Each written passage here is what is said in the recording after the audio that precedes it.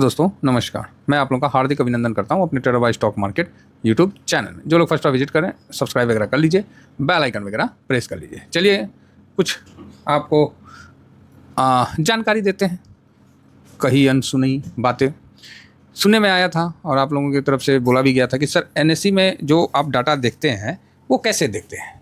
तो भैया एनएससी एक समुंदर है जो कि चेंज होते रहता है ना। जैसे धारा, कभी मीठी धारा तो कभी कड़वी धारा, तो तो रॉक पत्थर आ गया तो कभी चिकना पत्थर आ गया, है ना। तो इसमें हर प्रकार की चलते रहती है। तो अभी हम लोग उसी पे डिस्कस करेंगे। तो ये फ्री टेलीग्राम है, ज्वाइन करिए। और ये स्विंग और ये शॉर्ट स्विंग दोनों है। मौका मिलेगा आपको भी इसका एहसास हमेशा होगा, ठीक है। हम लोग का क्या है, हम लोग सर कोई बहुत बड़ा ब्रांडिंग नहीं है। हम लोग एकदम साधारण आदमी हैं। साधारण आदमी, साधारण लोगों के लिए साधारण बातें, जिससे क्या है कि आपको वो चीज़ सीखने मिले और हम मेरा साथ आपको आजीवन मिले और आपका हौसला इस मार्केट में बना रहे।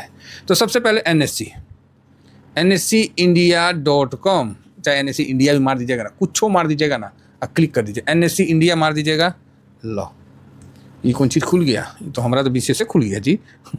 NSE इंडिया, बस हम चलो NSE इंडिया ही मारते हैं, देखते हैं क्या खुलता है। तो ये आ गया, अब इस पर क्लिक कर दीजिए NSE पे। बस ये चीज़ आने में किसी को दिक्कत तो आप बोलिएगा नहीं, कोई दिक्कत नहीं है। तो अभी जो आप लोग देखते हैं कि मैं यहाँ आप लोगों को ये चीज़ करता हुआ दिखाता हूँ कि निफ्टी का देखिए, ये जैसे हमने निफ्टी 20 लिख दिए तो इसका पूरा डेट वाइज उसका होल्डिंग से लेके सब कुछ आपके सामने आ जाता है। जिस तरह ये लीजिए 1 महीना का कर दिए तो ये डिलीवरी पोजीशन के साथ आ जाता है। मान लीजिए निफ्टी 20 का करते हैं तो यहाँ पर नीचे आए तो आपको 2 मई का दिखा, फिर 30 अप्रैल का दिखा, 29 अप्रैल का, 28 अप्रैल का। अब इसमें डिलीवरी पोजीशन क्या है तो यहाँ देखिए आपको डिलीवरी पोजीशन भी दिख रहा है। यहाँ आपको टर्नओवर जो दिख रहा है यही वैल्यू है 298 करोड़ का, ठीक है। थोड़ा सा जूम करके बड़ा कर दूँ, ये देखिए। और आप यहाँ देख सकते हैं कि 298 करोड़ का आपके सामने वहाँ इकाई दाई सैकड़ा हज़ार 10,000 लाख 10 लाख। और ये देखिए 298 करोड़, 166 करोड़, 331 करोड़, मतलब 331 करोड़। तो यहाँ परसेंटेज बहुत इंपॉर्टेंट होता है कि मान लीजिए 331 करोड़ हुआ 331 करोड़ का और यहाँ पर 75% का डिलीवरी पोजीशन हुआ, तो ये थोड़ा अच्छा माना जाता है। और इसी समय आप देख सकते हैं कि इसका लो और क्लोजिंग प्राइस ये था, ठीक है। उसके बाद ये हाई भी दिया है ना। तो यहाँ पर ही आपके सामने इस तरह से डिलीवरी पोजीशन के साथ हम लोग आपको एनालिसिस करके दिखाते हैं। तो आप लोगों का कहना होता है कि सर ये कहाँ दिखते हैं, कैसे देखते हैं, तो उसी चीज़ को हम बता रहे हैं कि हम कहाँ से देखते हैं और कैसे देखते हैं। तो ये NSE का साइट हो गया साहब, रेपुटेड साइट है। कहीं से भी आपको जो डाटा लेना है NSE से लीजिए, अदरवाइज मैं किसी भी साइट्स का या मैं रिकमेंड नहीं करता हूँ। क्लियर है। ऐसे मेरा रिकमेंड करने नहीं करने से क्या होता है, जिसको जो करना हो तो करवे करेगा, है ना। तो यहाँ से हम लोग पूरा NSE का वो ले लेते हैं।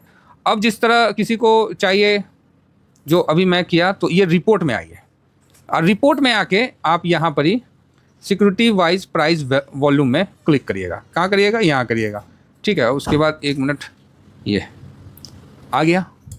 आप बोलिएगा सर कैसा है, फिर से बताइए, तो रुकिए बता देते हैं। ये देखिए, कुछ नहीं करना है, NSE का खुल गया वेबसाइट, उसके नीचे जाइए और नीचे जाइएगा, ये रिपोर्ट में जाइए और सिक्योरिटी वाइज प्राइस वैल्यू को क्लिक कर दीजिए।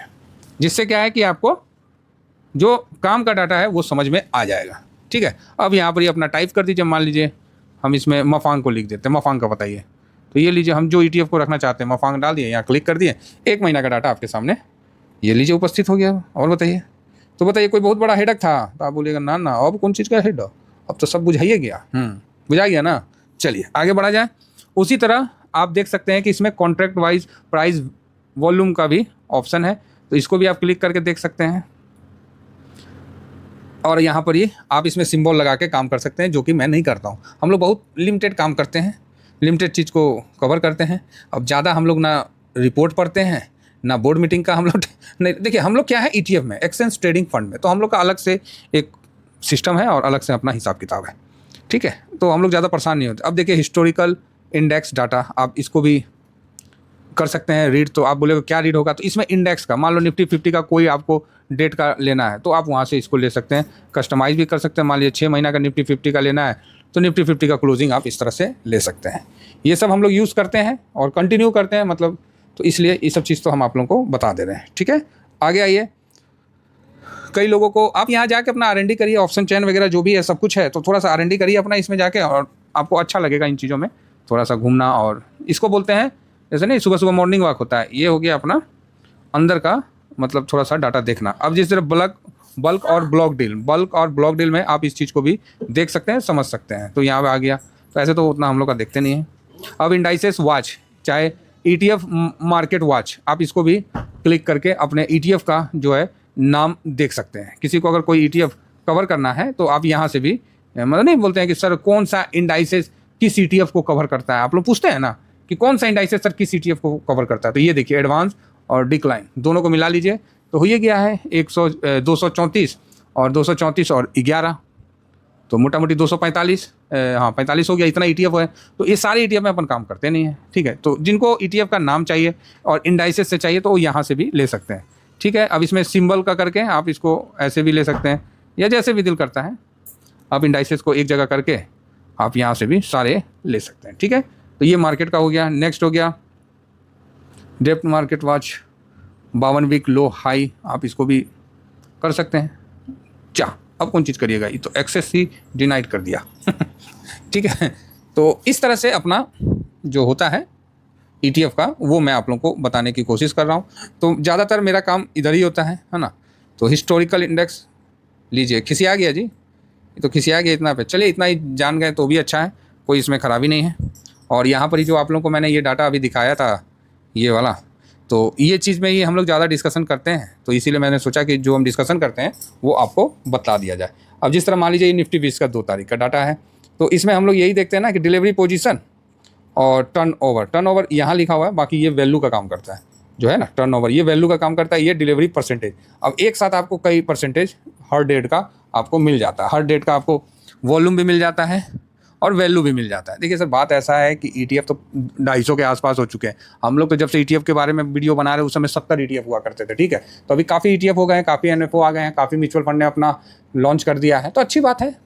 अब ज़रूरत से ज़्यादा भी हो गए हैं, समझे ना। तो यहाँ पर ही इंपॉर्टेंट ये है कि आपको सही जगह सही ETF में इन्वेस्ट करना। अब ETF में इन्वेस्ट करने का सबसे अच्छी बात क्या है, क्या देखना चाहिए, तो सर वॉल्यूम और वैल्यू देखना चाहिए। अब आप बोलिएगा अब ये कौन सी बीमारी है, तो मान लीजिए सपोज करिए कि मैंने आपको निफ्टी 20 का अपने यहाँ पर ही लगा दिया, ये आ गया निफ्टी 20, निपॉन का है, निफ्टी 50 को कवर करता है, क्लियर है। तो आप बोलोगे यस क्लियर है। अब इसमें जो वॉल्यूम और कब से है, तो 2002 से है। डेट ऑफ लिस्टिंग जो है 8 जनवरी 2002 से है।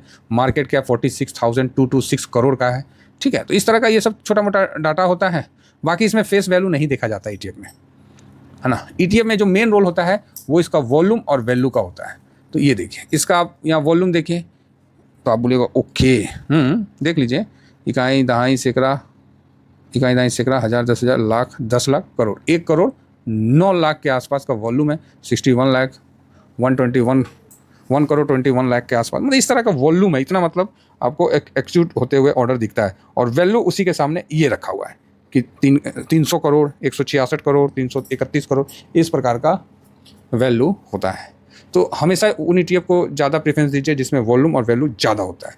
जिसमें कम होता है उसमें मत जाइए। इसमें क्या होगा, जब भी आप ऑर्डर लगाइएगा तो लिमिट के बदले मार्केट मार देंगे ना, तो उसमें क्या है कि वो धड़ नीचे तक चला जाता है, उसमें आपका नीचे का सेल हो जाता है। तो इसको इसीलिए लिमिट ऑर्डर में काम करिए और जिसमें वॉल्यूम और वैल्यू ज़्यादा है उसी ETF में काम करिए। तो आशा करता हूँ कि NSE के द्वारा जो हम डाटा देखते हैं वो मोटा मोटी आप लोगों को बता दिया गया है, जिसमें आपको काफ़ी अच्छा जानकारी मिल सकता है और आप अपना R&D को भी आगे बढ़ा सकते हैं। इतना ही कहकर अपनी वाणी को विराम देता हूँ। Thank you very much. जय हिंद, जय भारत।